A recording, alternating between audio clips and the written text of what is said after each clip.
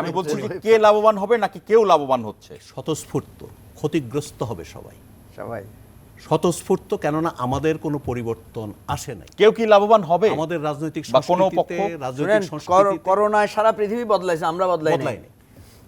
আজকে যে এবারে সংস্কৃতি, রাজনৈতিক সংস্কৃতির যে পরিবর্তনটা দরকার ছিল ফ্যাসিবাদের পতনের পর, সেটা হয়নি। ছোট ছোট বিষয়ে মানে বাচ্চাদের মতো যে মানে ওই যে ঝগড়াঝাটি যেটা আমরা করছি, এটা তো চলতে পারে না। সমঝোতা করতে হবে, সমঝোতা ছাড়া বিরাট ক্ষতি হবে। নির্বাচনগুলো কিছুই হবে না, এবং এখানে নানান ধরনের সংকট আসবে। আমি আরো একটা প্রশ্নের উত্তর চাই। কেউ কি লাভবান হবে বা কেউ কি লাভবান হওয়ার স্বপ্ন দেখছে বা দুঃস্বপ্ন দেখছে, যা আমাদের জন্য পরবর্তীতে দুঃস্বপ্ন হতে পারে? আমি মজিবুর রহমান মঞ্জু, আশা করি আপনি বুঝতে পেরেছেন।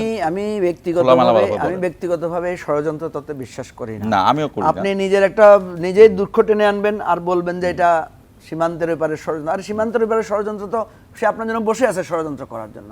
আপনি সুযোগ না পেলে ষড়যন্ত্র করবে কিভাবে? সে ঘোষণা দিয়েই বসে আছে। হ্যাঁ, সে তো ঘোষিত শত্রু। ভাই, আমাদের যে শয়তান আমাদের শত্রু না, মানুষের জীবনের তো শয়তান তো ঘোষিত শত্রু।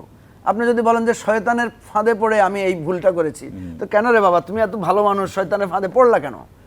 এই জন্য আমি এই ষড়যন্ত্র তত্ত্বকে বিশ্বাস করতে চাই না। চোখের সামনে দেখতে পাচ্ছি যে ওনারা কেউ এটা বুঝতে পারছেন না। আমি বলি, আমি প্রফেসর ইউনূসের পক্ষে এই রাষ্ট্র পরিচালনা করা সম্ভব না। কারণ ওনার সবচেয়ে বড় দুর্বলতা হচ্ছে উনি রাষ্ট্র পরিচালনার নীতিটা জানেন না। রাষ্ট্র পরিচালনার নীতি হচ্ছে, আমি এটা বহুবার বলেছি, ম্যাকিয়াভেলি, যদিও আমার অপছন্দের একজন দার্শনিক, উনি বলেছেন রাষ্ট্র পরিচালনা করতে হলে আপনাকে ভালোবাসা এবং ভয়ের সংমিশ্রণে করতে হবে। ডক্টর ইউনূস শুধু ভালোবাসার সংমিশ্রণে রাষ্ট্র পরিচালনা করতে চেয়েছেন। এটা রাষ্ট্র পরিচালনার নিয়ম না।